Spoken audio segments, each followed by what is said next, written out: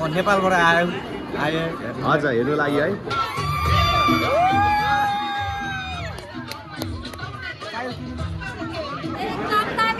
एकदम दामी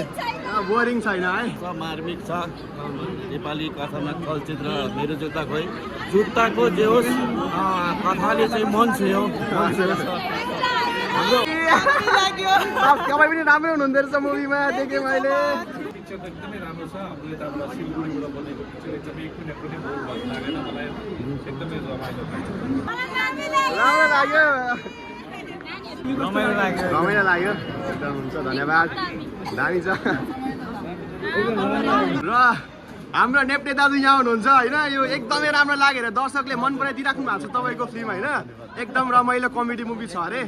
र धन्यवाद तपाईँलाई पनि यति दर्शक हँसाइदिनु भएकोमा